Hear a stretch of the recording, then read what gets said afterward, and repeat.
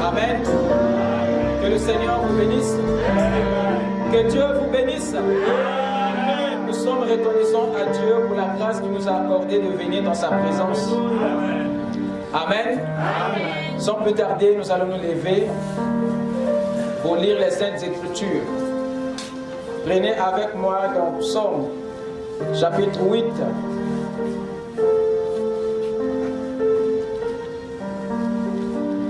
À partir du verset 5 à 9. Psaume 8, 5 à 9.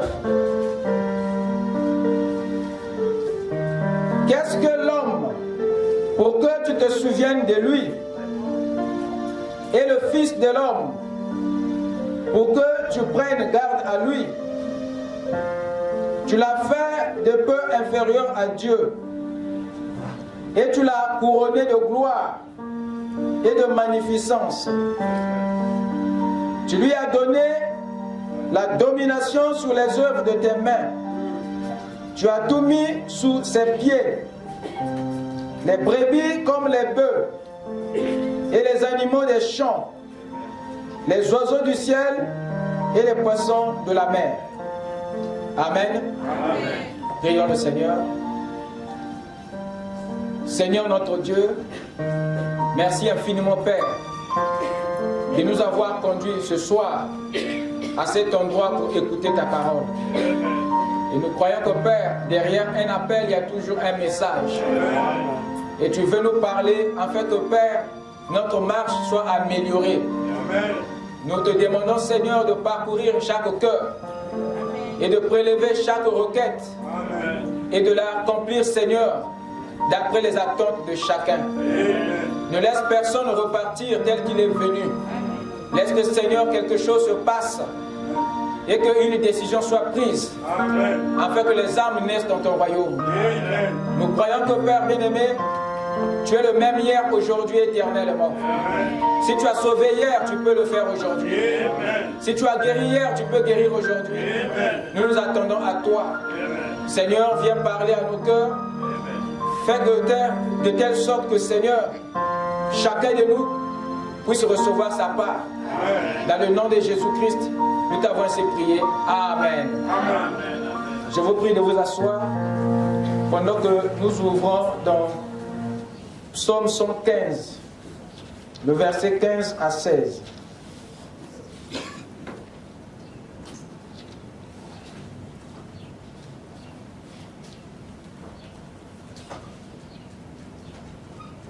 Psaume 115, à partir du verset 15 au verset 16. Il est dit ceci. Soyez bénis par l'Éternel, qui a fait les cieux et la terre. Les cieux sont les cieux de l'Éternel, mais il a donné la terre au Fils de l'homme. Amen. Amen. Ce soir, nous allons poursuivre notre étude. Comme je vous avais dit que cette étude sur le royaume est une étude très profonde. Parce que c'est le thème de toute la Bible. De l'Ancien au Nouveau Testament, il est question que du royaume de Dieu. La Bible tout entière nous parle que d'un roi, d'un royaume et d'une famille royale. J'aimerais que vous reteniez cela parce que c'est un grand mystère qui nous fait révéler quelque chose de très capital. Nous avons dit dernièrement que la volonté de Dieu est un grand mystère. Pourquoi? Pour l'avoir saisi et compris, elle nous permet de mieux vivre la parole. La compréhension de ce mystère fait de la parole quelque chose de révélé pour nous, quelque chose du quotidien. Mais la volonté de Dieu a été une épreuve durant les âges. Gloire soit rendue à Dieu pour avoir révélé les sceaux et permis à son épouse de saisir sa volonté. Il est très facile de se perdre parce que Dieu a deux volontés, dit le prophète. Il a une volonté permissive, il a une volonté parfaite. Mais la volonté permissive est facile à saisir. Raison pour laquelle beaucoup se retrouvent dans cette volonté.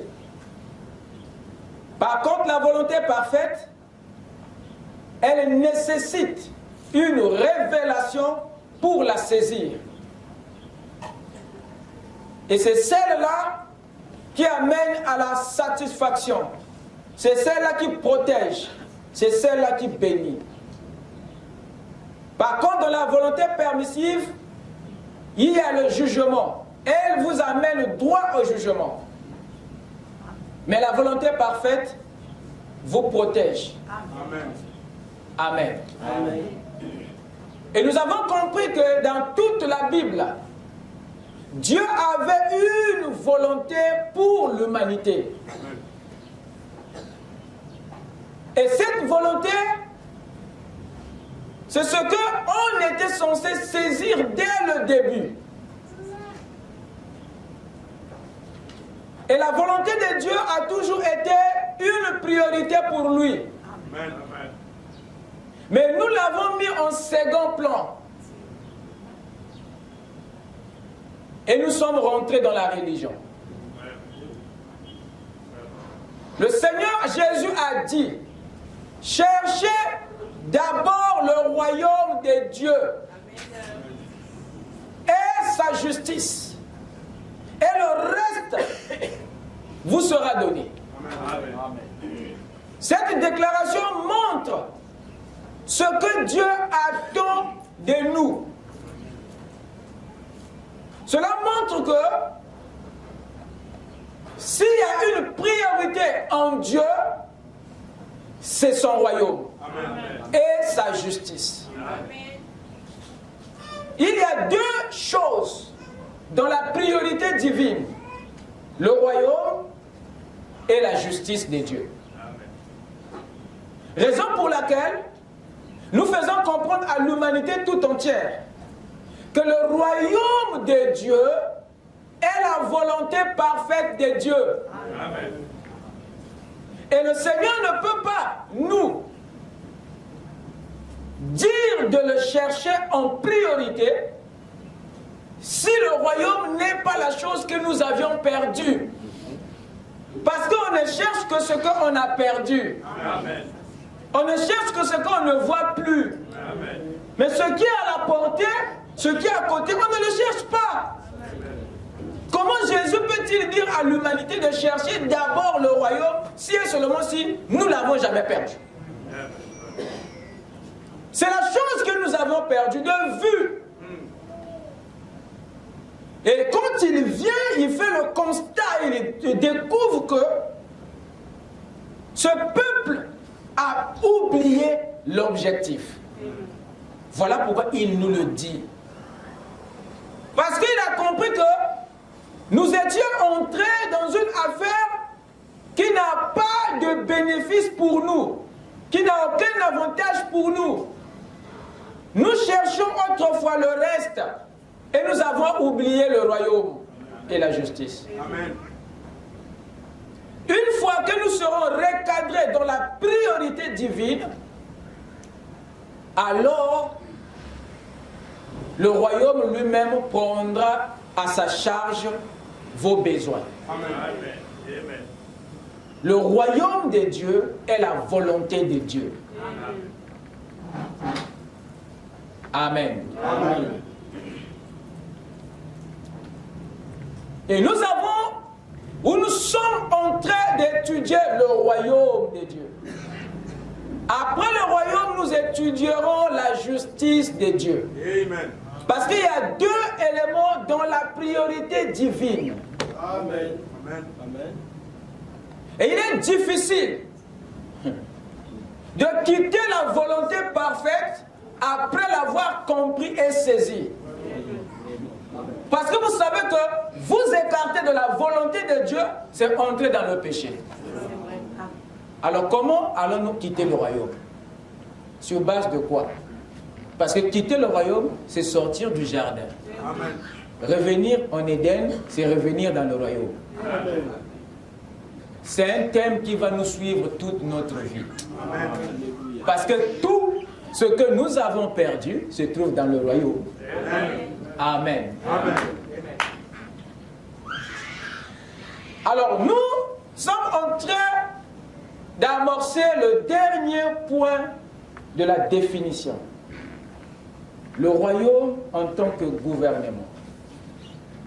Et notre point d'insistance actuel, c'est les gouvernants des lieux terrestres. C'est sur ça que nous sommes en train de parler. Ma prière est que vous compreniez la démarche, que vous saisissez l'histoire de ces gouvernants des lieux terrestres. Parce que c'est notre histoire. Avant que nous abordions l'aspect spirituel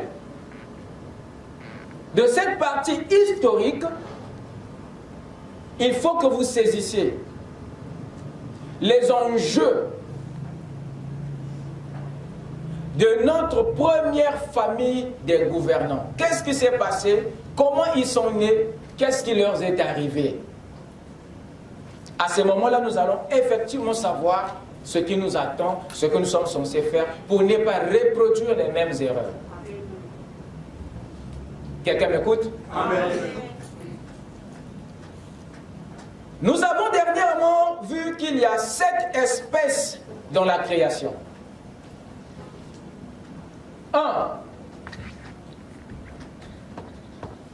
L'espèce inerte. Nous avons dit que c'est l'espèce des pierres,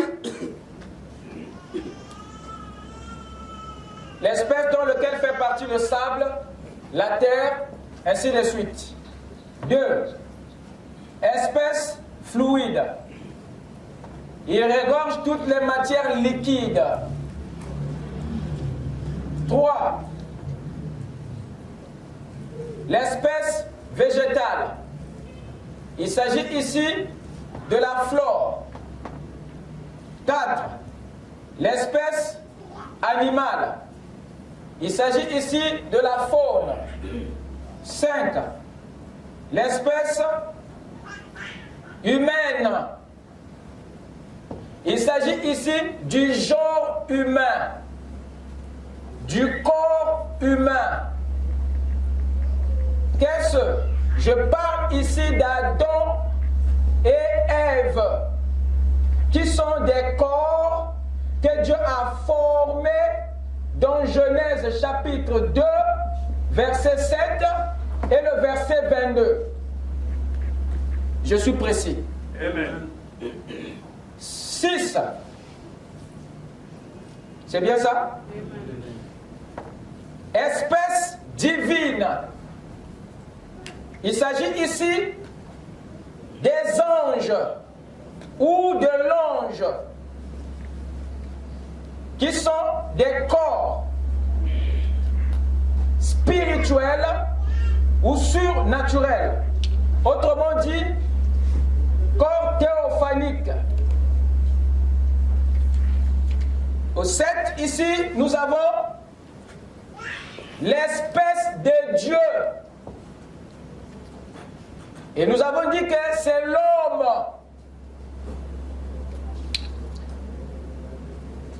C'est l'homme. C'est-à-dire, cet être théophanique.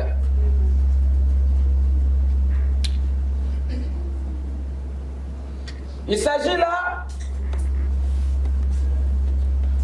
de l'homme de Genèse chapitre 1, verset 26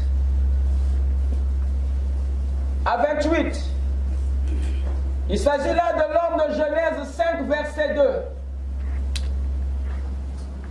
La différence entre l'espèce humaine et l'espèce de Dieu, c'est que Adam et Ève étaient formés, tandis que cet homme esprit de Genèse 1 était créé. Amen. Amen. Vous avez l'homme créé et l'homme formé.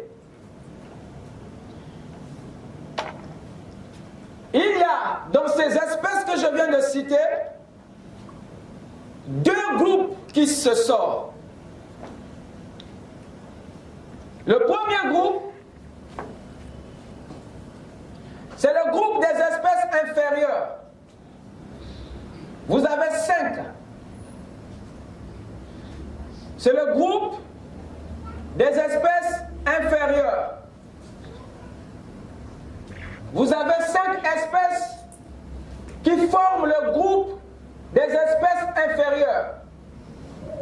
Et vous avez ici le deuxième groupe qui est le groupe des espèces supérieures. Vous avez l'espèce divine et l'espèce de Dieu.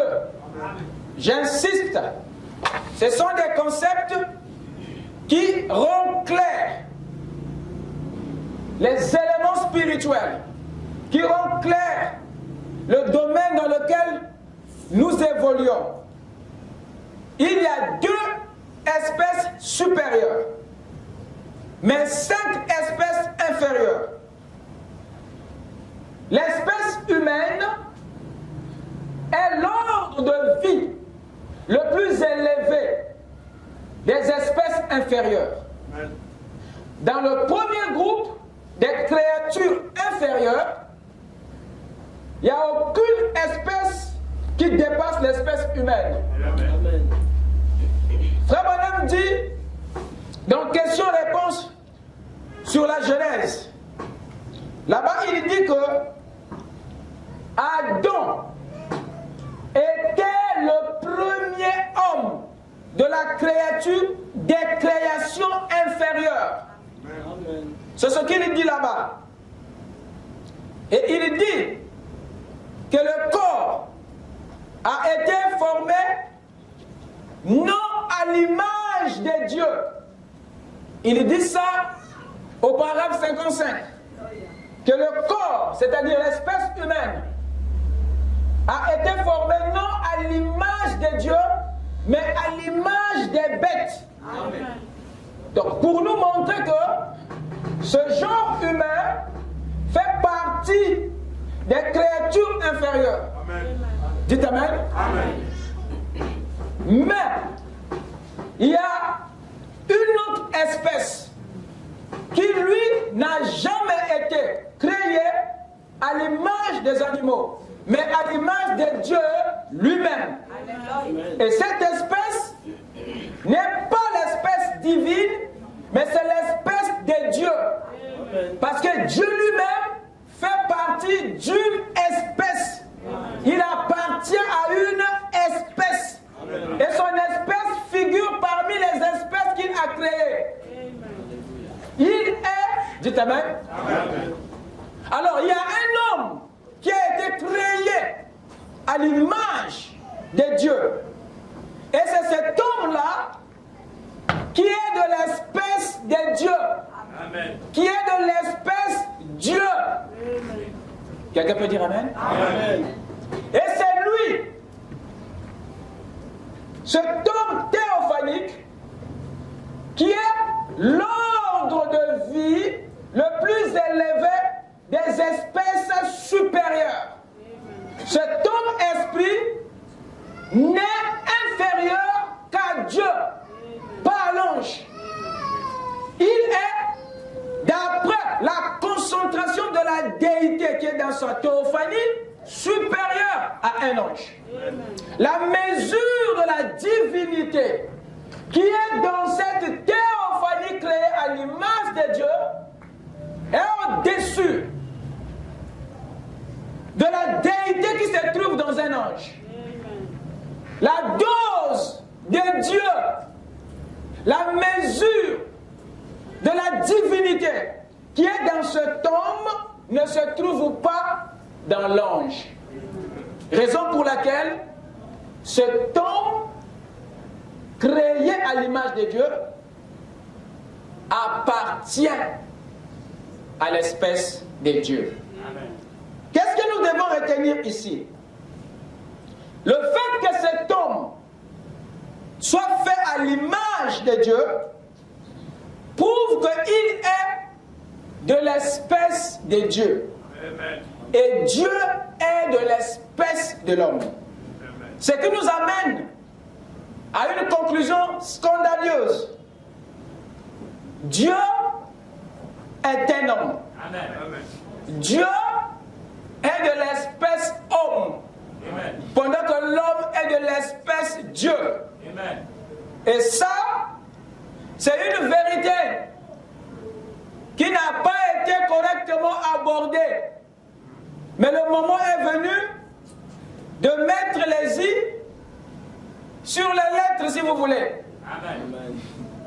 Dieu est un homme. Et l'homme est un Dieu. Amen. Les deux appartiennent à la même espèce. Amen. Si Dieu est un homme, alors cet homme-ci doit forcément être son fils. Amen. Je répète, si Dieu est un homme, cet homme doit alors être qui? Son fils. Amen. Amen. Dites Amen. Amen. Alors vous pouvez comprendre avec moi d'où vient l'idée, la pensée, le concept du Fils de l'homme. Alléluia. Je répète, c'est ici où sort, où est né le concept Fils de l'homme. Parce que s'il y a un Fils de l'homme, où est l'homme qui a donné naissance à ce Fils? Vraiment. Amen. Si Dieu est un homme, cet homme doit forcément être son fils. Amen. Alors cette espèce Dieu, qui est l'homme, serait à la fois fils de Dieu et fils de l'homme. Dans le cas où Dieu est un homme, ce type devient son fils. Amen. Yes. Dans le cas où, dites Amen, Amen. cet homme est Dieu, alors il devient fils de Dieu. Amen. Ce sont les mêmes termes. Amen. Amen. Vous allez certainement me dire, ah, pasteur, ça c'est fort. Il n'y a pas de problème. Nous avons un messager qui nous a enseigné ce concept. Je vais lire le prophète. Amen. Qu'est-ce qui fait de cet esprit? Qu'est-ce qui fait que cet homme soit appelé fils de Dieu ou fils de l'homme? C'est à cause de sa filiation avec Dieu. C'est à cause de son ADN, à cause de son patrimoine génétique spirituel.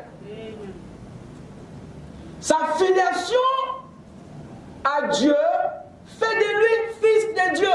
Amen. Sa filiation à l'homme, Dieu fait de cet homme fils de l'homme. Amen. Raison pour laquelle, dans certaines écritures que vous lisez, vous entendrez le Saint-Esprit dire dans Psaume 82, le verset 6, « J'avais dit au passé, toi tu l'écoutes aujourd'hui, mais je t'apprends que ton Dieu avait parlé il y a de cela des millions d'années avant que tu ne naisses. Et ça, il avait dit ça à ton sujet. Amen. Psaume 82, verset 6, tu notes ça et tu lis à la maison. Là-bas, ton Dieu dit que j'avais dit que vous êtes des dieux. Amen. Vous écoutez ça? Amen. Non, il faut le lire. Psaume 82, ouvrez la Bible. Je vais te donner le goût d'aller lire à la maison. Merci. Psaume 82, prenez le verset 6.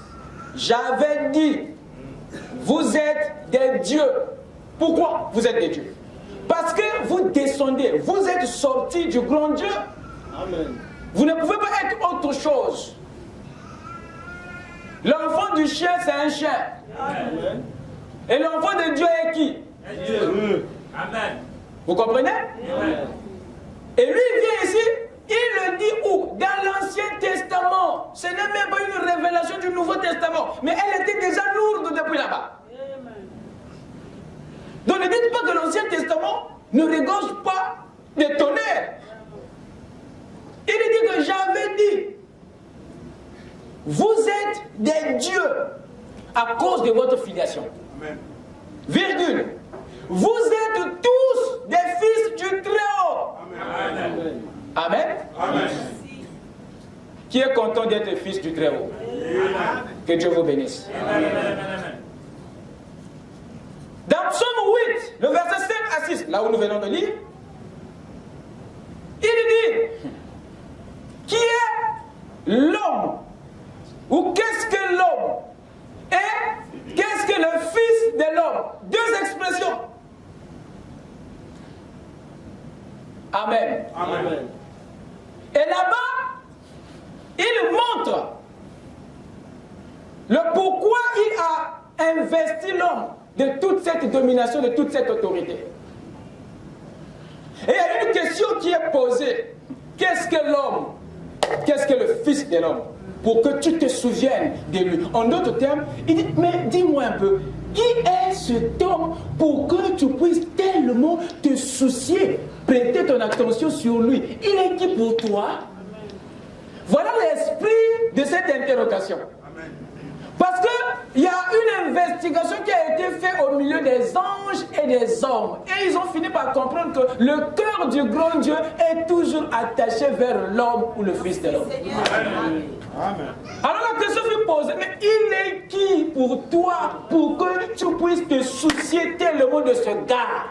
Il a quoi pour toi? Il est qui pour toi? Qu'est-ce qu'il représente? Pour que tu lui donnes une telle autorité, pour que tu sois attaché, il est qui? Amen. Vous écoutez ça? Amen. La réponse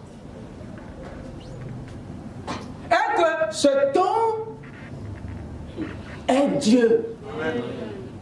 Il est le rejeton. Amen. Donc s'il se perd, Dieu se perd. Voilà pourquoi, nuit et jour, je contrôle ses mouvements.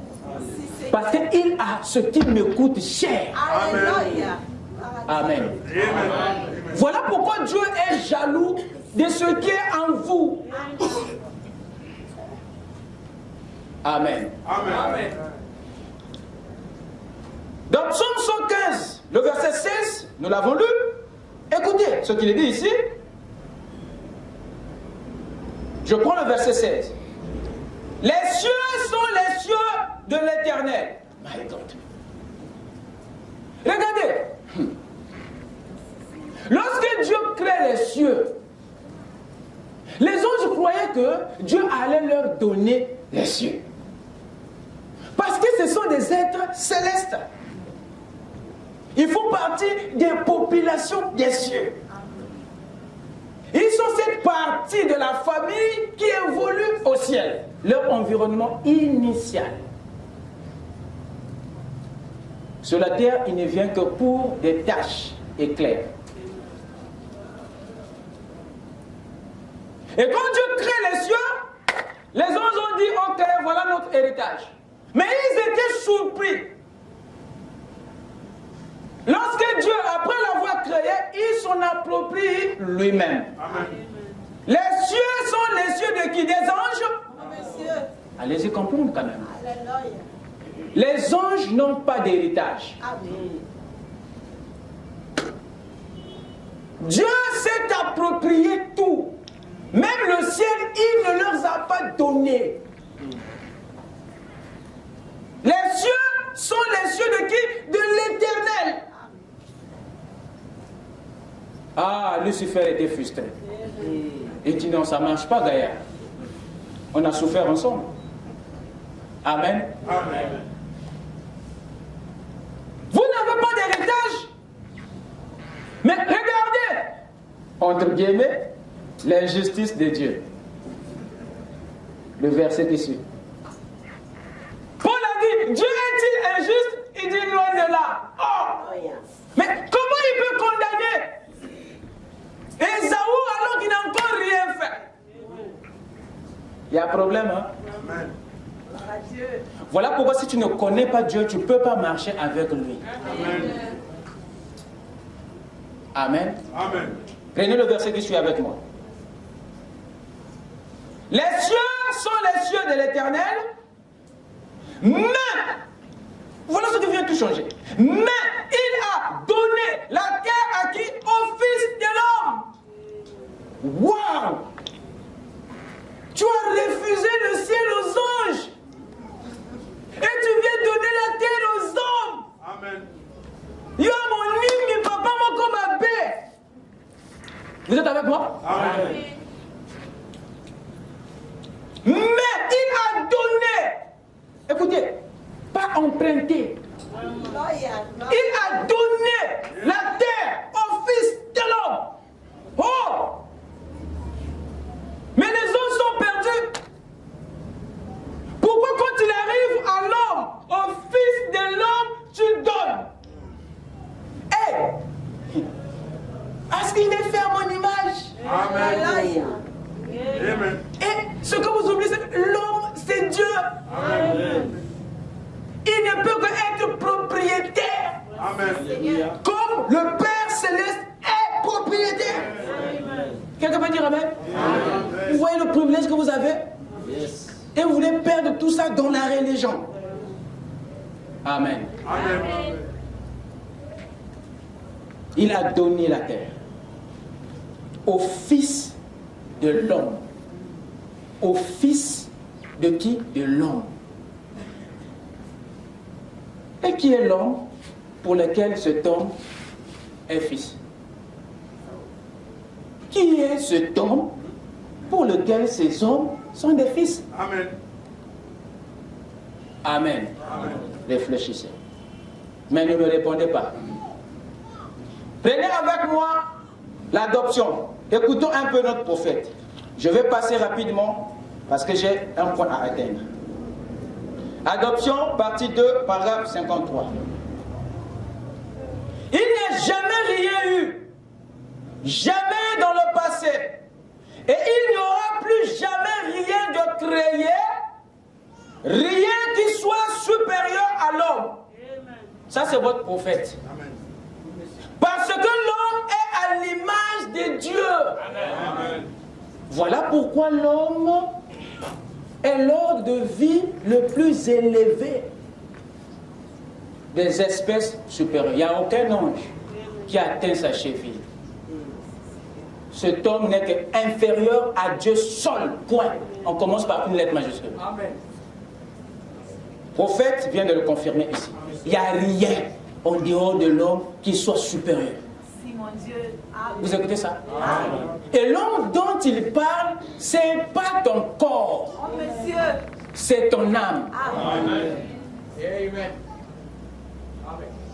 Prenez avec moi la Révélation, chapitre 4, troisième partie, paragraphe 305. Je l'ai en anglais, je ne l'ai pas vu en français.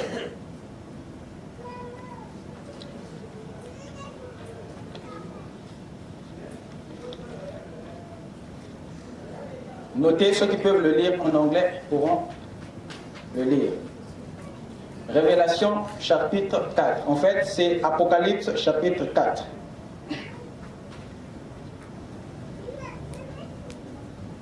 Le prophète dit ceci. Maintenant, un ange est-il de l'ordre plus élevé qu'un homme ou de l'ordre plus inférieur? Lequel des deux est plus grand, est supérieur? Le Fils de Dieu ou l'ange? Frère Branham répond, il dit c'est le Fils de Dieu qui est de l'ordre le plus élevé par rapport à l'ange. Amen. Lequel des deux que Dieu écoute le mieux? Un ange ou un fils? Frère Branham répond, il dit c'est le Fils de Dieu. Amen. Parce que vous êtes des fils et des filles de Dieu. Les anges ne sont que des serviteurs. Amen. Vous écoutez ça? Amen. Vous voyez quelle autorité avez-vous? Nous avons simplement peur de l'utiliser. Amen. Amen. Frère Branham vient trancher le débat sur la guerre des catégories. Cette citation suffit pour mettre fin à notre complexe d'infériorité par rapport aux anges. Amen. Est-ce que c'est clair? Amen. Prenez avec moi le compte à rebours. Le prophète ajoute ceci. Paragraphe 32. Et je crois que quand Dieu a fait l'homme, il a commencé par présenter le reflet des choses plus petites, comme la vie animale, et puis ensuite, il a créé quelque chose d'autre. C'est exactement comme ça, nous dit la Bible. C'est exactement comme ça qu'il a... C'est exactement comme ça, nous dit la Bible, qu'il a procédé. Il a d'abord fait les arbres et les végétaux, et il a fait l'homme. Et alors, la dernière chose qui est venue de la terre, sous forme de création, c'était un homme. Jamais il y a eu quoi que ce soit de plus élevé. Parce que quoi? C'était un reflet parfait de ce qui est le plus élevé dans le ciel. Amen. En effet, Dieu est un homme. Amen. Vous n'avez pas entendu. Amen. En effet, Dieu est un homme. Vous voyez? Dieu est un homme. Amen. Et donc, c'en est la preuve. Quand Dieu est descendu habiter parmi nous, il était un homme, vous voyez, un homme, ce qui démontre que la perfection de l'évolution, donc c'était Dieu qui est un homme. Amen. Amen. Amen. Ne me lapidez pas quand je dis que Dieu est un homme. Amen. C'est bon. Amen. Amen. D'ailleurs, le premier homme, ce n'était pas l'homme, c'était Dieu lui-même. Amen. Raison pour laquelle il a fait maintenant un autre à son image. Parce que lui-même était le premier homme. Amen. Effectivement, s'il n'est pas le premier, le second ne peut pas être à son image. Hein? Amen. Dieu est un homme. Raison pour laquelle l'homme est un Dieu. Amen. Amen. Parole parlée. Prenez avec nous de la parole parlée.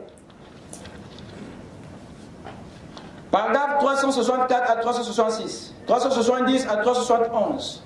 Chaque sémence doit être produite selon son espèce. Dieu a fait l'homme à son image, selon son espèce à lui, pour qu'il soit sa parole sur terre. Et Dieu, au commencement, a fait l'homme à son image.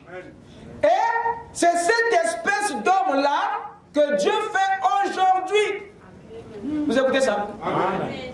Donc, il vous ramène à son image, à son espèce. Ça veut dire que nous avons quitté. Il y a eu un problème. À tel point que ce que nous sommes devenus est loin de son image, de son espèce. Amen. Raison pour laquelle il nous ramène à cette image. Dieu a un travail à faire. Et c'est cette théophanie qui le ramène à ses caractéristiques. Mais il faut un ministère approprié pour ça. C'est la raison du troisième pôle. Amen. Quelqu'un peut dire amen? Amen. Donc Dieu a fait l'homme à son image, selon son espèce. Son espèce. Son espèce. Il le répète 3 fois. Amen. Qu'est-ce que c'est? La parole. Amen. Donc cet homme-ci, qui est créé selon l'espèce de Dieu, c'est la parole. C'est un homme parole. Dites amen. Amen. Par contre, si vous êtes de l'espèce de Dieu, vous écoutez? Si vous êtes de l'espèce de Dieu, ça, c'est autre chose. Waouh! Voyez-vous, vous êtes l'expression même de la parole qui se manifeste. Donc cet homme créé à l'image de Dieu était la manifestation de Dieu et de la parole. Amen. Lorsque la Bible dit que la nature attend la manifestation des fils de Dieu, c'est-à-dire la nature attend la venue de cette espèce Dieu. Amen. Amen. Parce que c'est eux qui sont la parole. Ils n'ont pas la parole, mais ils sont la parole. Il y a 2 choses. Amen. Tu ne peux pas devenir la parole avant de recevoir la parole. Amen. Et rassure-toi que la parole que tu reçois, c'est la parole authentique. Amen. Parce qu'il y a beaucoup qui reçoivent le mensonge et ils deviennent le mensonge. Beaucoup reçoivent l'erreur, ils deviennent l'erreur. Beaucoup reçoivent les credos, ils deviennent les credos. Tu reçois la théologie, tu deviens la théologie. Dites amen. Amen. Mais la vérité, qu'est-ce que c'est? C'est l'information originelle. C'est ça le mot vérité. Je répète. La vérité, c'est l'information originelle. Donc, le message du début. Au Django. Il faut repartir là-bas. Amen. Amen. Il dit, par contre, si vous êtes de l'espèce de Dieu, ça c'est une autre chose. Voyez-vous? Vous êtes l'expression même de la parole qui se manifeste. La dernière chose que nous avons exprimée, c'est que Dieu a fait l'homme à son image, à lui, selon son espèce, à lui. Dieu a fait un homme selon son espèce. Vous saisissez? Un homme selon son espèce. Eh bien, quelle espèce d'homme était-il? Si vous regardez en arrière, pour voir ce qu'il était, quand il a été fait chair, c'est cette espèce d'homme-là qu'il a fait. Amen. Pas vrai? Un homme selon son espèce. Amen. C'est vrai, n'est-ce pas? C'est ça l'homme de son espèce. Amen. Amen. Amen. Nous devons comprendre que nous, de notre être intérieur, nous appartenons à une espèce Dieu. Il faudrait que cette espèce-là, cet homme-là, prenne le dessus sur l'espèce humaine. Dieu les avait mis ensemble, pas pour que le genre humain ait le dessus sur la théophanie, non. C'est que cet homme-ci devait conduire cet homme-là. C'était ça dans le plan de Dieu. Mais le péché a renversé la pyramide, a amené l'homme humain sur l'homme de Dieu. Et c'est ça qui a fait que on rentre dans l'aveuglement. On marche selon la chair. Raison pour laquelle la nouvelle naissance est obligatoire parce qu'elle redonne à l'homme intérieur sa position avant la chute. Amen. Amen. Amen. Amen. Remarquez, Ouvrez avec moi dans Genèse 1, verset 26.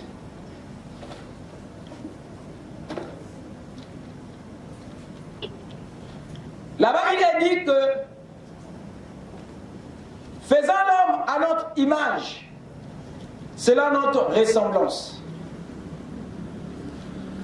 Puis Dieu dit, faisons l'homme à notre image, selon notre ressemblance, et qu'il domine sur les poissons de la mer, sur les oiseaux du ciel, sur le bétail, sur toute la terre, et sur tous les reptiles qui rampent sur la terre. Amen. Amen. Ce verset 26 nous parle de trois choses. 1. Il parle de la création de l'homme.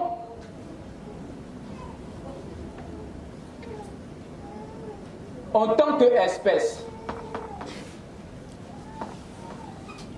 L'homme que Dieu fait ici est une espèce. 2.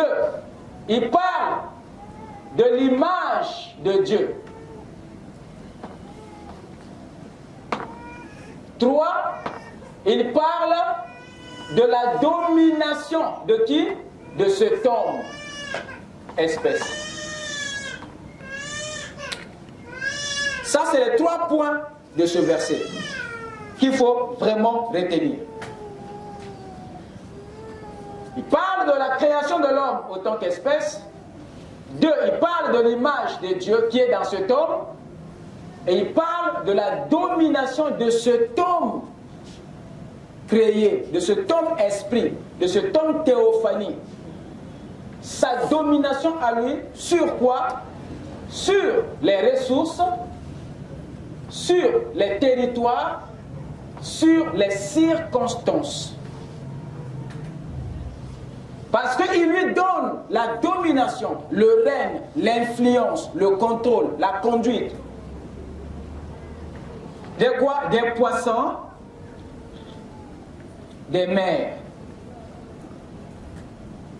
des oiseaux du ciel, des animaux des champs, des reptiles du sol, des minéraux du sous-sol. Ici, vous avez des ressources.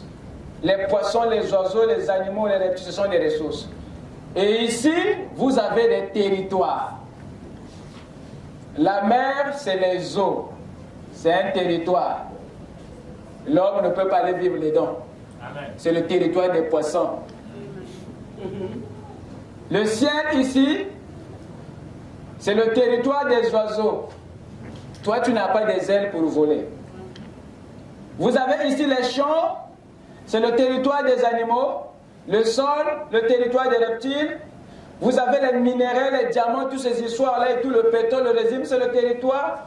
Et eux, c'est le sous-sol. Le sous-sol, c'est le territoire des minéraux. Maintenant, il y a des circonstances. Parmi les circonstances, ici, les saisons. Les saisons sont des circonstances. Les pluies, voyez-vous? Les vents, ce sont des circonstances. Et cet homme avait reçu domination sur les ressources, les territoires et les circonstances. Rien de tout ceci ne pouvait être au-dessus de son autorité. Amen. Amen. Et pour que l'homme domine, il fallait que Dieu lui donne les capacités pour dominer. Amen. Vous écoutez ça? Amen. Voilà ce qu'il maîtrisait, ce qu'il contrôlait. C'est la domination qui faisait de cet homme un leader. La domination, c'est un programme. La domination, c'est une vocation. C'était sa mission. Et la domination de cet esprit était planétaire et non sectorielle. Il devait dominer quoi? La terre, dans tous ses territoires, toutes ses ressources et toutes ses circonstances. Amen. Lorsque vous voyez Josué arrêter le soleil pour qu'il y ait jour jusqu'à ce qu'il termine son job, mais cela n'est qu'une expression Ce n'est qu'une manifestation de la domination qui est exercée à Adam sur la terre. Amen. Pour vous montrer que l'homme était fait ainsi. Il peut contrôler la circonstance. Amen. Maintenir le soleil là jusqu'à ce qu'il ait terminé. Amen. Lorsque vous voyez Moïse ouvrir les eaux, mais c'est le contrôle des circonstances. Donc Dieu t'a créé pour être au-dessus des circonstances. Amen. Raison pour laquelle tu te sens mal à l'aise lorsque tu es impuissant devant la fièvre, impuissant devant le palud, impuissant devant la maladie, impuissant devant la pauvreté, impuissant. Ça te met mal à l'aise parce que tu n'es pas fait pour être contrôlé par les circonstances. Amen. Moi, je parle à moi-même. Tu n'es pas à l'aise quand tu te rends compte qu'il y a une affaire ici qui te prend la tête, qui résiste à ton autorité. Tu es mal à l'aise. C'est la preuve que tu n'es pas fait pour être contrôlé par les événements. C'est toi qui fais les événements. C'est toi qui annonces les événements. Dites Amen. La Bible dit, il n'avait pas plu. Et il n'y avait pas encore une herbe sur la terre. Pourquoi? Parce qu'il n'y avait pas encore l'homme. Wow. Alléluia. Donc la venue des herbes et de la pluie était sous le pouvoir de qui? De l'homme. C'est la preuve que l'homme a été créé avec le pouvoir de contrôler la plénitude, la sécheresse, les circonstances. Et c'est ce que tu es, mon Dieu. Amen. Amen. Mais cette domination que Dieu lui avait donnée sur les ressources, les territoires et les circonstances avait un processus. Avait un processus. Et ça, nous avons déjà étudié ça. C'est ce qui se trouve au verset 28. Dieu les bénit et leur dit, 1. Soyez comment? Merci. 2. Multipliez. N'est-ce pas? 3. Remplissez. 4. Assujettissez. Et c'est les 4 étapes qui donnent la 5e, dominer. Dominer n'est que la conséquence d'un processus de 4 étapes. Amen. Tu veux contrôler, tu veux diriger, respecte simplement ça. Amen. Vous écoutez ça? Amen. Cette formule, tu peux l'appliquer sur le plan naturel et tu t'enrichis. Sur le plan financier, tu t'enrichis. Sur le plan matériel, tu t'enrichis. Tu appliques ça sur le plan spirituel, tu deviens gantier. Vous écoutez ça? Amen. C'est la même formule, mais qui marche à tous les niveaux des lois.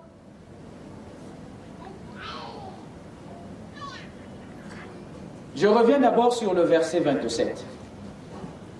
Le verset 26 nous parle de l'homme, de la création de l'homme en tant qu'espèce, de son image, qui est celui de Dieu, de sa domination sur les ressources, les territoires et les circonstances. Maintenant, le verset 26 nous parle des 2 genres de cette espèce. Et là-bas, il est dit, Dieu créa l'homme au singulier. Il créa l'homme et la femme. Vous avez les 2 genres de l'espèce. Vous êtes avec moi? Amen. Et ces genres, je vous ai dit, n'ont aucun lien avec le sexe parce que cet homme et cette femme créés, aucun des 2 n'avait un organe génital.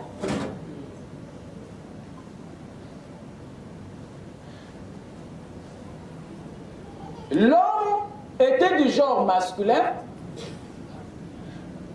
parce que il avait une nature un peu plus robuste que la femme. Les genres masculins ou féminins de ces esprits ne sont en rapport qu'avec les natures et les tempéraments. Ne sont jamais en rapport avec le sexe. Le sexe intervient dans le corps physique. Amen. Amen. Mais dans ces corps théophaniques, il n'y a pas de sexe, pas d'organe génital. Alors, comment allaient-ils se reproduire lorsque Dieu le leur demandait? Parce que vous, la chute nous a convaincus que la reproduction, le sexe est le seul moyen pour se reproduire. Ça, c'est ce que nous avons déterminé dans la chute. Alors que la reproduction n'est pas seulement la possibilité qui est donnée au corps physique, mais il est aussi donné au corps théophanique. Amen. Dieu est un esprit. Amen. Mais en créant les anges, c'est une façon pour lui de se reproduire. Amen. Et quand il dit ça à un esprit qui est selon son espèce, ça veut dire qu'il a les capacités pour avoir d'autres hommes sur la terre. Amen. L'organe de production de Dieu, c'est la parole. Amen. C'est par elle que Dieu s'est multiplié. C'est par elle que Dieu a eu un autre semblable à lui. C'est la parole. C'est par la création. La création est l'acte de la reproduction. Amen. Quelqu'un peut dire amen? Amen. Donc ce n'était pas quelque chose d'abstrait, non.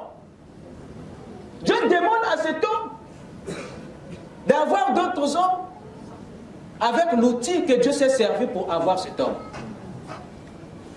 Donc au verset 27, nous avons les deux genres de l'espèce Dieu.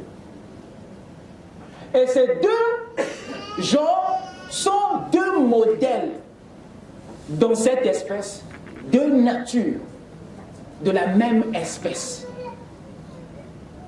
Une nature plus robuste, plus solide, le masculin, et une autre qui est un peu plus douce, un peu délicate. C'est la différence de ces natures qui déterminent les statuts de ces esprits. Amen. Amen. Alors, quand je reviens maintenant au verset 28, c'est là-bas où nous avons le processus de la domination. Pour dominer, cet homme devait procéder à la manière de Dieu. Amen. Écoutez, dans la domination, il n'y a aucune germe de la dictature. Amen. Parce que ce mot-là paraît agressif à vos oreilles. Alléluia. Domination pour vous, c'est un acte de force et de pression. Jamais. C'est la chute qui vous donne cet entendement. Amen. Vous m'écoutez, hein? Amen. Dominer veut simplement dire gouverner. Amen. Dominer veut simplement dire influencer. Dominer veut simplement dire diriger, conduire. Amen. Amen. Et cette conduite devait se faire à la manière de Dieu selon la parole. Amen. C'est un leadership qui était remis à l'homme. Et il ne devait pas faire du mal aux oiseaux. Donc dans ce leadership, il y avait absence de l'agression, de la servitude. Amen. Amen. Amen. C'est différent de ce que l'homme fait aujourd'hui. Tu coupes les arbres, tu ne remplaces pas, tu détruis le sous-sol, tu finis tous les diamants, l'histoire et tout. Vous voyez? Parce qu'il a perdu quelque chose, voilà pourquoi l'homme n'est plus le défenseur de l'environnement. Donc, la domination devait respecter un ordre, un processus. Dieu les bénit et leur dit, vous voulez dominer? C'est bon, je vous demande de dominer. Mais, commencez par être productif. C'est ça, être fécond. Être productif. 2. Donc la fécondité est en rapport avec la production ou la productivité. Encore une fois, ce n'est pas en rapport avec le sexe. Peut-être que vous m'attendez là-bas. Non, nous parlons de la capacité de cet esprit, de cette théophanie, c'est-à-dire de votre âme. Amen. Amen. Votre âme a la capacité de produire. Amen. Amen. Vous êtes avec moi? Amen. Donc quand il dit, soyez féconds, il demande à cette théophanie d'être productif. Or, Dieu ne peut pas dire ça s'il n'y a rien en lui pour produire. Amen. Vous n'êtes pas stérile, dites Amen. Amen. Je n'ai pas entendu, dites Amen. Secouez le toit, dites Amen. Amen. Vous êtes fertile. Vous êtes riche. Il y a tout dans votre âme de créer. Je répète. Amen. Seigneur. Amen. Le potentiel pour la production, pour la création, ne réside pas dans la chair, mais dans votre âme. Amen. Je n'ai pas de l'espace ici. Je descends. Écoutez. Ça veut dire que ce que le corps manque, votre âme l'a. Amen. Amen. Gloire à Dieu. La santé que le corps manque se trouve dans votre âme. Alléluia. Les enfants que tu n'as pas encore eus dans le corps, votre âme les détient. Amen. Vous écoutez ça? Amen. Maintenant, ce que vous avez à faire, c'est de ramener les enfants qui sont dans votre théophanie dans le corps. Yes. Le secret, c'est quoi? Prononcer. Yes. Déclarer. Amen. C'est par la parole que Dieu a appelé les choses à l'existence. Alléluia. Et être productif, c'est d'abord savoir que j'ai une âme qui a produit Isaac. La foi était dans l'âme, Yes. Isaac était attendu dans le corps. Le corps avait besoin d'un fils. My God. Mais le corps était sec. Oh là là. Mais l'âme, le corps était riche. Yes. Dieu a dit, oh, Abraham, tu me demandes l'enfant. Mais dis à la foi. Amen. Dis à ta foi qui est dans ton cœur. Dis Amen.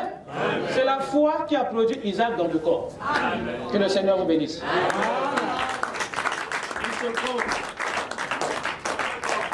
Abraham n'était pas stérile dans son intérieur. Yes. Il était riche. C'est la foi de son cœur qui a produit Isaac dans le corps. C'est ça être fécond. C'est ça être quoi? Fécond. C'est ça être productif. Quand Dieu dit soyez fécond, il ne s'adresse pas à la chair. Il s'adresse à la théophanie. Amen. Parce que c'est lui qui est censé être la source de toutes les bénédictions du corps. Amen. Amen. Raison pour laquelle, quand la vie a quitté cette théophanie, le corps a commencé à dépérir. Amen. Amen. Quand il dit soyez féconds, Dieu s'adresse à votre cœur, à votre âme. Parce qu'il sait qu'il y a tout pour créer Amen. là-dedans. Et vous avez la parole. Amen. Amen. Que ceci soit. Amen. Alléluia. Qu'Isaac soit. Amen. Amen. Amen. La productivité est là en vous. Vous avez qu'à déclarer. Et il dit ensuite, multipliez. La multiplication, qu'est-ce que c'est? C'est pas la production. La multiplication, c'est la reproduction. Donc, vous produisez à nouveau ce que vous avez déjà produit. Amen. Et le but de la multiplication, c'est ajouter le nombre à ce qui existe déjà. Amen. Gloire à Dieu. Vous voyez ça? Amen. Donc Dieu aime la plénitude. Yes. Il aime quoi? La plénitude. Donc, attention à vous qui voulez limiter Dieu. Merci. Attention à vous qui voulez limiter Dieu. Ses bénédictions sont illimitées comme lui-même. C'est vous qui choisissez. Et c'est vous qui mettez les points. Lui n'a jamais mis un point. Amen. Amen. Sinon, il ne vous aurait pas dit de multiplier. Le nombre lui fait plaisir. Dieu veut se retrouver dans une situation où il n'arrive plus à compter. Vous savez ça? Amen. Il est fâché quand il sait qu'il peut te compter. Parce que quand il peut te compter, ça veut dire qu'il peut te peser. Fais attention quand il te met sur la balance. Fais attention quand Dieu te pèse, te compte. Voilà pourquoi il avait interdit au roi, au prophète de ne jamais dénombrer le peuple d'Israël. Quand David l'a essayé, il a été frappé. Vous écoutez ça? Amen. Dieu aime le nombre. Vous avez un livre dans la Bible qui s'appelle Nombre. Number. Il fait sortir Abraham de la tente. Il lui dit compte des étoiles. Abraham dit, oh ma Camerounais, je ne peux pas. Il dit, voilà, c'est ce que moi j'aime. Yes. Tu ne peux pas compter, non? Oh oui, voilà, c'est ce que est ton peuple. Amen. Yeah. Vous comprenez ça? Amen. Il amène encore à la plage. Il dit, compte-moi les grains de sable. Abraham commence 1, 2. Il dit, mais c'est pas possible. Il dit, c'est bon. Amen. Amen. Ne le limitez pas. Dieu aime la quantité, Dieu aime le nombre. Dieu aime la plénitude. Amen. Amen. Laissez-lui mettre un point, mais pas vous. Amen. Seigneur. Dieu aime qu'il soit lui-même son propre obstacle. Il n'aime pas que l'homme soit son obstacle. Amen. Amen. Gare à toi. Que lui-même s'arrête, c'est bon. Et non que toi, tu l'arrêtes. Oh cool, mais tu t'arrêtes ici. Ça, Dieu n'aime pas. Vous le confinez dans une dénomination. Vous le confinez dans un raisonnement. Faites attention. La multiplication, c'est la reproduction. Donc, il veut que tu ajoutes sur ce que tu as produit. Amen. Donc, de 1, tu passes à 2. Voilà pourquoi il a dit à celui qui a, on a, parce que Dieu n'aime pas la singularité. Vous écoutez ça? Amen. Dieu n'aime pas la singularité, Dieu n'aime pas la monotonie. Dieu est vétéran de la plénitude. En créant un seul homme, toute l'humanité était dans cet homme. Amen. Lorsque les anges lui ont dit, mais Dieu, tu crées seulement un homme. Ah, mais nous les anges, tu nous en fais nombreux. Dieu dit, qui vous a dit que vous dépassez les hommes en nombre? C'est parce que vous voyez Adam, jeter un coup d'œil dedans. Il a pris une sémence, un grain de maïs, Voilà. un grain de manguier. Il a dit, posé la question aux anges, dis-moi, qu'est-ce que tu vois? Gabriel regarde, il dit, oh, mais je vois un noyau de mangue. Il demande à Absinthe, tu vois quoi? Oh, mais je vois un arbre. Il demande à Underwood, Underwood, tu vois quoi? Bon, je vois la même chose que Gabriel. Hein? Dieu dit non, moi je vois une forêt. Amen. Amen. Vous voyez? Amen. Il dit, moi je vois quoi? Une forêt. Il a menti? Non. Dieu aime le nombre, Ça, c'est vrai. aime la plénitude. Amen. Et dans une sémence, il y a plusieurs fruits, plusieurs arbres. Il y a là-dedans une forêt. Amen. Dans une chèvre, il y a un troupeau. C'est le principe de Dieu.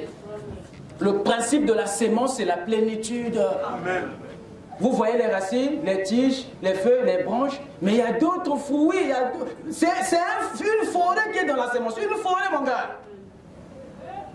Mais Dieu sait comment concentrer le message. Tout dépend de ce que tu vois. Donc, nous avons été rendus stériles à cause de notre perception. Nous avons douté à notre capacité de produire, qui se trouve dans l'âme. Nous avons douté à notre capacité de se multiplier. Et il y a troisièmement quoi? Le remplissage. Le remplissage, qu'est-ce que c'est? En un mot, c'est l'occupation. À nouveau, le vide. Dieu n'aime pas le vide, mais il veut plutôt que le vide soit occupé. Amen. là où vous croyez qu'il y a un vide, non. La Bible dit, au commencement, la terre était informe et vide, non? Et il y avait les ténèbres, où? À la surface de quoi? De quoi? De la terre ou de l'abîme? De l'abîme. L'abîme, c'est un trou sans fin. Mais ce trou était couvert de ténèbres. Même là où vous croyez qu'il n'y a rien, il y a le vent qui remplit, il y a l'air qui remplit le vide. Je répète, là où vous croyez qu'il n'y a rien, soyez-en sûrs qu'il y a l'air qui remplit cet espace. Le vide n'existe pas.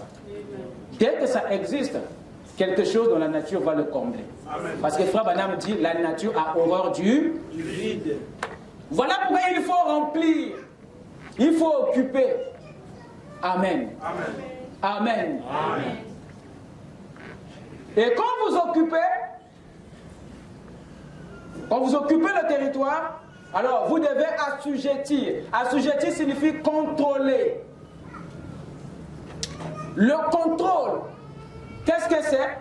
C'est se rassurer que la chose que tu as produite, que tu as reproduit, que tu as distribué partout, se porte bien. Contrôler l'état de ce qui a été produit, reproduit, distribué ou histoire. Vous vous rassurez que cet élément-là, là où c'est parti, il a conservé la même santé qu'à sa naissance. Amen. Amen. Amen. Lorsque Henry Ford a fabriqué son premier véhicule, il a pensé à dupliquer le nombre. Et lorsqu'il a dupliqué le nombre, alors il a pensé maintenant à distribuer, c'est-à-dire à occuper les continents, à disperser, à distribuer sa marque, de telle sorte que son véhicule puisse occuper l'Afrique, occuper l'Europe, occuper l'Amérique, occuper l'Asie. C'est ça le remplissage. C'est-à-dire, vous distribuez de telle sorte que votre produit soit vu partout. Amen. Alors, une fois que le produit qui est fabriqué en Amérique est distribué partout, il faut que Henry Ford, depuis son quartier général, se rassure que le véhicule qui est parti en Chine est en bon état et remplit bien sa tâche. Parce que sa réputation est en jeu. Amen. Amen. Vous écoutez ça? Amen. Voilà pourquoi peu importe la qualité de la famille où vous naissez, Dieu qui est au ciel veut se rassurer que tout va bien. Amen. Amen. Amen. Amen. Mais pourquoi toi ici tu as prononcé la parole? Tu te rassures, tu ne veilles pas que ce que tu as déclaré est réellement parti. Mais très tôt, tu changes de version, tu changes de désir, tu changes de pensée, tu t'éloignes. Non. Quand Frère Branham a prononcé la parole, il dit qu'il y a un écureuil ici. Il a attendu, rien n'est apparu. Il a dit, Dieu l'a ramené. Non, monsieur, tu ne vas pas t'échapper comme ça. Tu as prononcé la parole, rassure-toi. Que Dieu vous bénisse. Voilà, nous avons tendance de fuir. La Bible dit que si tu dis à cette montagne, ôte-toi et jette-toi, ce que tu as dit, si tu crois, il va s'accomplir. Et ça s'accomplit comme Frère Branham explique. Quand tu dis avec fermeté et foi, la montagne ne va pas peut-être aussitôt se déporter et te jeter dans la mer. Il y aura un petit vent qui va passer, qui va déplacer le premier grain de la montagne. Amen. Toi, tu ne le vois pas, mais c'est parti déjà tombé dans. Le processus a commencé. Mais toi, quand tu reviens le lendemain, tu dis, tu changes d'avis. Oh. Tu arrêtes toi-même le processus de la domination. Amen. Et il y aura un autre vent qui va ramener le grain là sur la montagne. Oui, monsieur. Amen. Amen. Dieu a créé par évolution, bien qu'il a prononcé la parole. Vous aussi, vous ne pouvez que dominer par évolution. Que le Seigneur vous bénisse.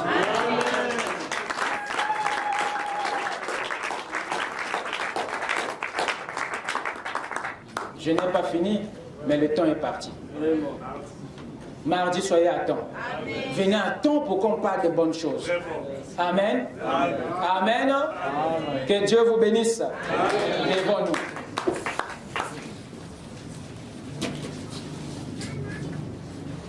Avec nos têtes inclinées. Tu es digne, tu es digne. Tu es digne de louange. Tu es digne, tu es digne. Tu es digne de louange. Mon roi, tu es digne. Oh, tu es digne de louange. Jésus, tu es digne. Oh, tu es digne de louange. Pour la vie que tu m'as donnée. Saint-Esprit que tu m'as donné, la victoire que tu m'as donnée, oh, tu es digne, oh, tu es digne de Jésus, tu es digne, oh, tu es digne de louange, tu es digne, oh, tu es digne de louange, tu es digne. Tu es digne, Jésus, tu es digne, tu es digne, oh, tu es digne, oh, tu es digne, Jésus, tu es digne, que chacun puisse prier pour ce qui le concerne. Rappelez-lui, et accrochez-vous à ce processus. Sachez que le premier fils de votre âme, c'est la foi. Et c'est à partir de lui, la foi, que vous pouvez avoir tout ce que vous aurez déclaré. C'est à partir de la foi qui est dans votre âme que le corps peut avoir la santé, que le corps peut avoir les enfants, que le corps peut avoir tout ce que ton cœur désire. Il faut se servir de la foi. Donc déclarons la parole et on y restons ici. Croyez que Dieu fait toujours des choses en étapes. Et une fois que tu auras prononcé la parole va voyager dans le temps et dans l'espace pour rassembler les lois tout entières et tous les éléments pour rendre possible la prière de Joas. Élevons tous nos voix, parlons à Dieu pour tout ce qui est dans votre cœur, tout en sachant qu'il y a en vous la sémence pour créer, il y a en vous la foi pour appeler le monde à l'existence, il y a en vous la foi pour donner à votre corps tout ce qu'il a besoin. Élevons la voix et parlons tous à Dieu.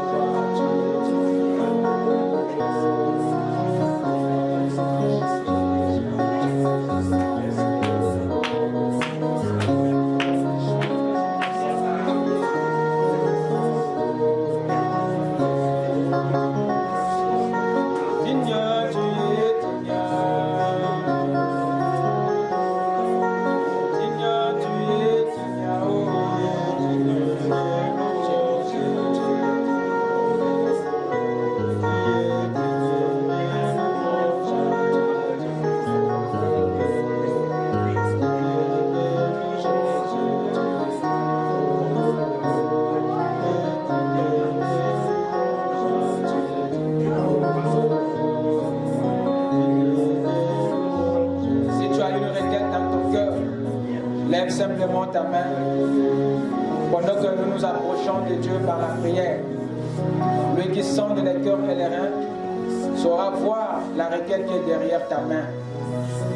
Seigneur notre Dieu, il t'a plu ce soir de nous parler du haut des cieux au travers de la simplicité de ta parole.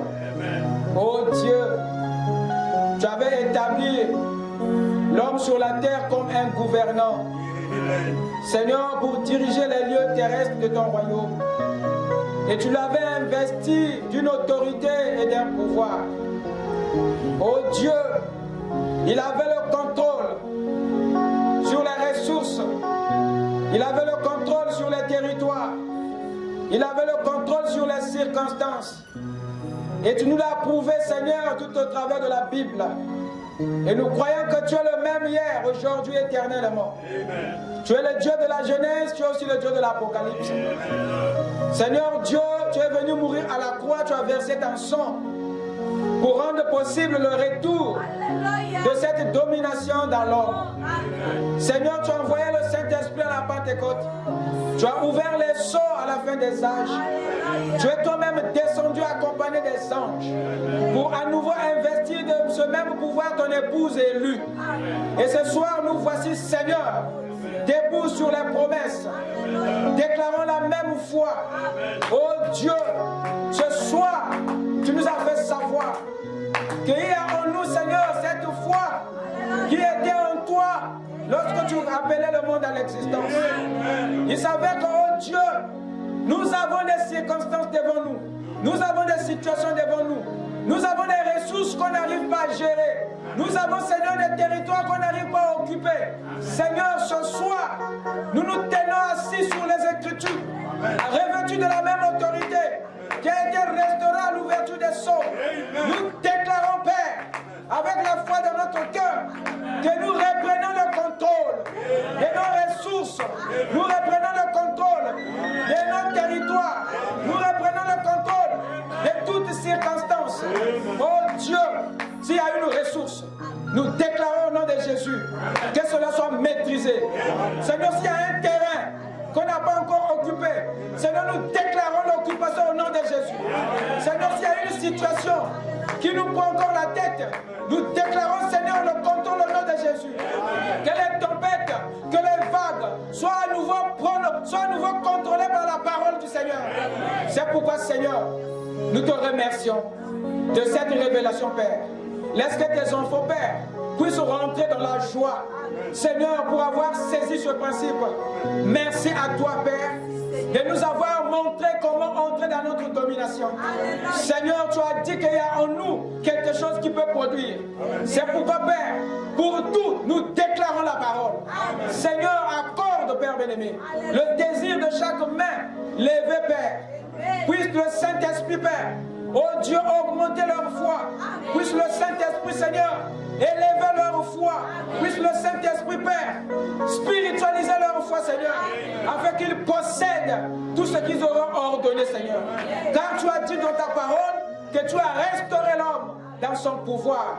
Seigneur, nous rentrons aujourd'hui avec cette assurance que chacun de nous, Seigneur, va s'asseoir sur son trône et va contrôler, Seigneur, tout ce qui est à sa portée. Tu as dit là où vous coulerez les plantes de vos pieds, tu nous l'auras donné, Seigneur.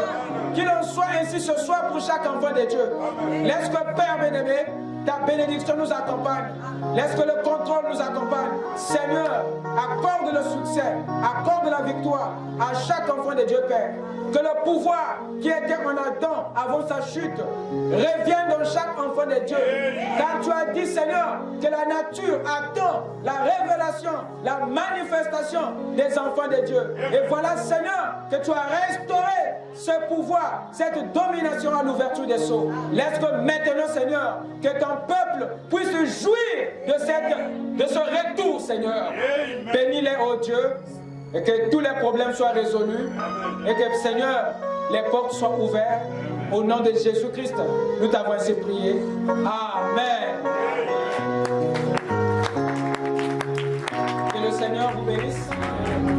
Rentrez dans sa paix. Shalom. Nous acclamons notre Dieu, nous acclamons le Seigneur.